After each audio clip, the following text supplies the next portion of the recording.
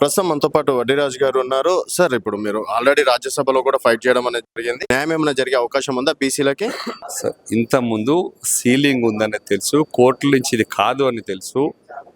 ఖచ్చితంగా 9th షెడ్యూల్లో పెట్టాల్సిందే, పార్లమెంట్లో పెట్టాల్సిందే, చర్చ జరగాల్సిందే, అక్కడి నుంచి రావాల్సింది మాత్రమే తప్ప ఏ రాష్ట్రానికి ఆ రాష్ట్రం ఇట్లా జీవోల ద్వారా ఇచ్చుకుంటుంటే 22 నెలలు 23 నెలలు ఆగాల్సిన అవసరం లేదు. ఇది ముమ్మాటికి కాదు అని తెలిసి చేసిన ప్రయత్నం బీసీలను మరొకసారి మోసం చేయడం. సార్, ఎప్పుడు పార్లమెంట్ లో ఫైట్ చేయలేరా సార్? అంటే మేము పార్లమెంట్ లో ఫైట్ చేసినాం, ఢిల్లీకి వెళ్ళినాం, ధర్నా. ఒక్క రోజు కూడా 42% రిజర్వేషన్ మీద ఇష్యూనే రాలేదు. 8 మంది బీజేపీ ఎంపీలు ఉన్నారు, 8 మంది కాంగ్రెస్ ఎంపీలు ఉన్నారు. వాళ్ళ అవసరాలు ఉన్నాయి, వాళ్ళు మాట్లాడుకున్నారు. బీహార్ ఎన్నికల మీద ఒక సెషన్ అంతా పోయింది తప్ప బీసీలకు రిజర్వేషన్ మీద రాలేదు. ఖచ్చితంగా అలాంటి అవకాశం వస్తే మేమున్న నలుగురం రాజ్యసభ సభ్యులం ఖచ్చితంగా బీసీల తరఫున మా పార్టీ స్థానిక సంస్థలు డౌట్స్ 42% రిజర్వేషన్ ఇచ్చి జరపమని చెప్పేసి మేము వెంటాడుతున్నాం. అదే మా కోరిక. ఈ ఎఫెక్ట్ జూబ్లీహిల్స్ ఉప ఎన్నికలు మంట మీద ఉన్నారు, ఎందుకంటే కోపంగా ఉన్నారు. ఇది మీరు మోసం జరగదు, ఇది అసాధ్యమని తెలిసి చేసిన దానంటే దీన్ని మోసం అంటే మమ్మల్ని అవమానించారు బీసీలని.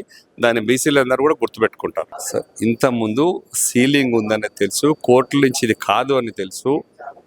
ఖచ్చితంగా 9th షెడ్యూల్లో పెట్టాల్సిందే, పార్లమెంట్లో పెట్టాల్సిందే, చర్చ జరగాల్సిందే, అక్కడి నుంచి రావాల్సింది మాత్రమే తప్ప ఏ రాష్ట్రానికి ఆ రాష్ట్రం ఇట్లా జీవోల ద్వారా ఇచ్చుకుంటుంటే 22 నెలలు 23 నెలలు ఆగాల్సిన అవసరం లేదు.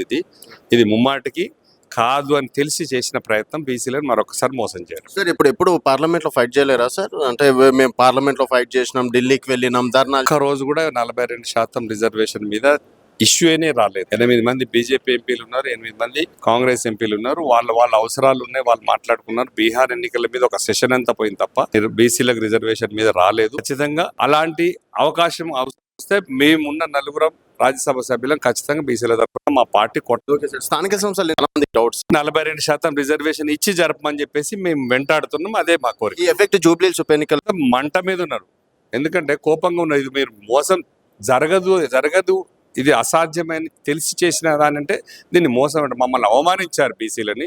దాన్ని బీసీలందరూ కూడా గుర్తుపెట్టుకుంటారు.